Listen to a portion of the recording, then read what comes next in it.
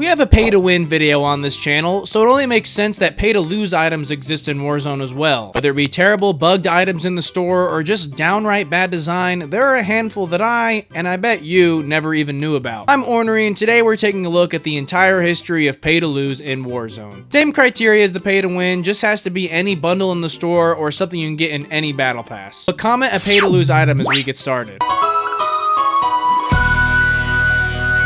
Kicking off our list, we're jumping midway through the Cold War era where we got the Aquaria Blueprint for the Bullfrog. The Bullfrog itself was pretty decent at the time and definitely a meta contender. However, if you were using this blueprint, that was not the case. The reason for that was that it was an iron sight that for some reason was given a blue ring, like a reticle above it. Also, this ring wasn't even accurate to where you were shooting or anything. I don't know why this existed. It was just kind of there. Metaphor was the one to discover this bug, and he discovered it in real time while using it on stream, which made for a hilarious reaction. Whoa, what is that on my screen? What's that blue thing? I can't see shit.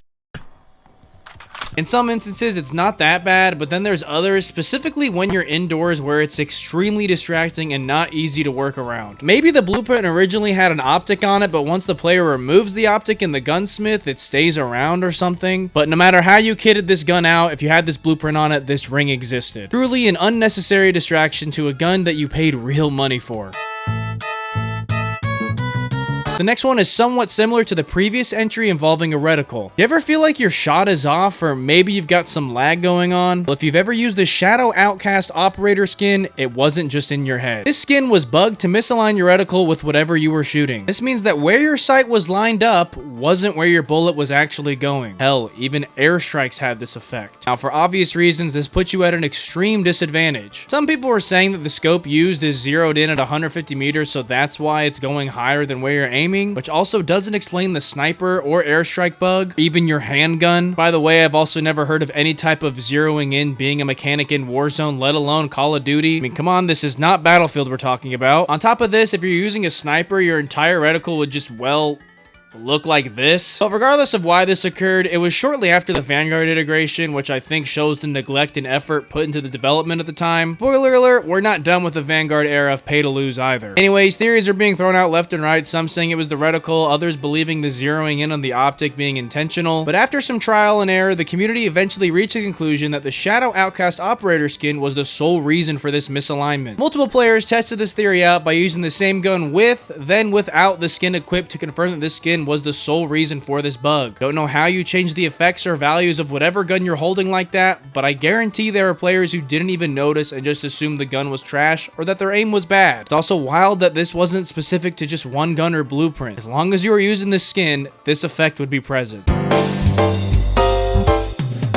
Now, I could only find footage of this next one on Reddit, but I remember this being a thing shortly after Caldera came into play. With the Lethal Luxury skin equipped, you would get these random screen tears or polygon explosions that were extremely distracting. What made it worse was that the more you move, the more dramatic this effect would be. So needless to say, if you're in a close-range, fast-paced movement battle, having your screen covered and uncovered by this collision bug or whatever was going on here was not going to be helping your case. Kinda gave me Spectator bug from original Warzone vibes. Of all the items on this list, I don't know how you let the part of the skin even be visible from the player's perspective in the first place. To me, it seems like it'd be really preventable. Like, all you gotta do is just like try on the skin before you let it out to players. But I guess this is the Vanguard era we're talking about, like I said, which we're still not even done talking about.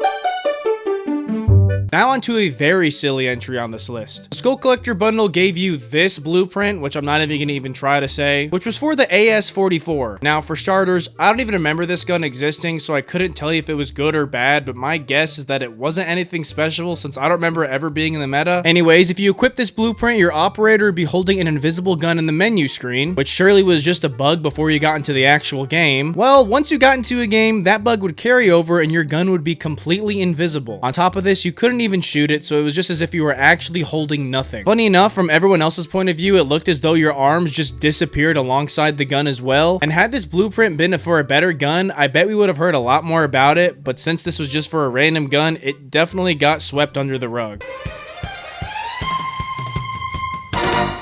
Finally, an entry on this list that is strictly from design and not a bug or glitch. The Doom shotgun was a blueprint phenomenon that will go down in Warzone history as the biggest pay-to-win scheme we've ever seen, even though it technically wasn't pay-to-win at all. However, the Doom chainsaw melee weapon that came alongside this bundle wasn't anything special on its own right, and you're probably questioning why some people call it pay-to-lose. Well, for starters, it makes noises when you try and kill someone, which may not sound like a big deal, but I'm pretty sure just about every other single melee weapon is 100% silent, so giving yourself away like that isn't very practical. On top of that, the chainsaw makes idle noises just for having it equipped without even revving it up for a kill. If you just have this thing out in your hands and you're sitting there, people will be able to hear it even if you're not revving it up. This may seem like a stretch, and it probably is, especially when you consider how often you'll be using a melee weapon in the first place, but feel like it's worth mentioning since it technically does put you at a disadvantage. As a part of the Season 6 Battle Pass for Warzone 2, we got the Clown skin. Now, right off the bat, it's pretty obvious that the Clown skin is quite, I guess we'll just say, larger than the other skins in the game. And this is kind of by a landslide. I seriously don't think there's ever been another skin that's even remotely close to how big this thing is. Anyways, people immediately accuse the skin of having a larger hitbox. And although there's no evidence to support that claim, I do want to voice that I think this can still be considered pay to lose. I'll just say what I said about the Groot skin in my pay to win video. And that's that this skin tricks your brain into shooting an area that will register as a hit, whereas a normal skin, you may not be as confident in doing so. I really don't know how to put it into words, but when you see an enemy, you're going to start shooting, and if there's a larger area where you can see them, you're going to be shooting them sooner. Even though the mass you're shooting at is the same as any other player, you may find some encounters where you're not going to be running the skin, even if it does look hilarious. Sketched out skin is a pretty cool skin on its own. However, it's pretty obvious to see that the neon colors will quickly make you stand out like a sore thumb. Although the skin is normally sized, so you're not going to be stand out simply by being a large mass, this is one of those skins that you simply just can't miss. There may be a few others throughout Warzone I may be missing, but this is the one that comes to mind when I hear pay to lose. In a game where you can often overlook enemies in a corner with a dark operator, it's always refreshing to see someone running this skin to make things a little bit easier. The spare ribs blueprint was included alongside my pay to win video, but this is one that I think can go both ways. For those that don't know, the spare ribs blueprint, which was for the WSP-9 and DG58, created a translucent wrap to let you see through the gun themselves. So in theory, since you're able to see through the gun, you're able to see more of the map, giving the player an advantage. On the other hand, this is really only beneficial when you're running an iron sight, and since the entire gun is see-through, you can barely see the iron sights, which is where I think the gun becomes pay to lose. Maybe it's me being colorblind or I'm just a complainer, but I wasn't understanding all the hype behind this blueprint for this specific reason. Maybe on the WSP-9 it's a little bit more forgivable since you're super close range, but then you have to deal with the awful iron sights of the WSP-9. To me, there was just no way around it. Also, this bundle has been around and is still available to this day, and was available while both of these guns were at their peak, which I see as no coincidence either.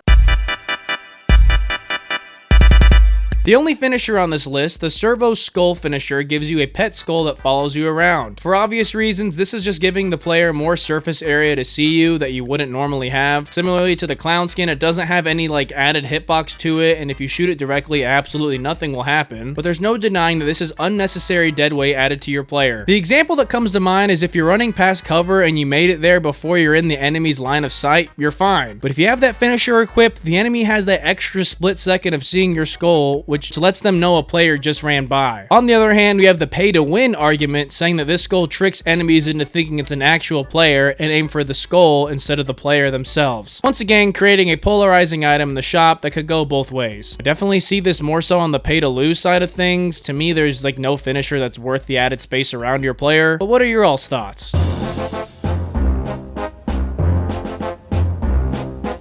Now, just last week, as of me recording this, we got another game-breaking and insane blueprint. If you bought the Cody Rhodes pack, you were given not only a Car 98 blueprint, but a superi blueprint as well. These are probably two of the best guns you could possibly use in Warzone at the time, so it was a pretty juicy bundle to have. However, that all changed once you used the superi blueprint. Everything would be fine and dandy until you started to pull the trigger and watch your screen scramble your brain. I'm not sure what caused this, but the gun would go all over the place, including upside down and side to side. Obviously, this made the gun extremely hard to control, or even tell where you were shooting. Just like all the other bugged items and blueprints, I have no idea how these make the final passive approval before being into the shop, because this one was actually unusable. There's some conspiracy that this is on purpose so that people will buy it and try it out because it's so different, which I'm not really buying that, but let me know what you think. Also, quick honorable mention goes to the red riot shield. A Discord server says this is pay to lose because you can like barely see through it, but I straight up couldn't even find any gameplay of it, so enjoy whatever I have on screen instead. But that's the entire history of pay to lose items in Warzone. Let me know if you actually think that these are pay to lose or not. I think there's an argument for all of them, but some more than others for sure. Specifically the misaligned reticle with that one skin in Vanguard, that just like, there's no excuse for that. If you want to hear me talk about what was the best state of Warzone, the entire history of snipers, shotguns, or forgotten metas, go ahead and click on screen right now. Join my Discord if you're feeling crazy, and if you liked, leave a like. If you didn't, leave a dislike, and thank you so much for watching.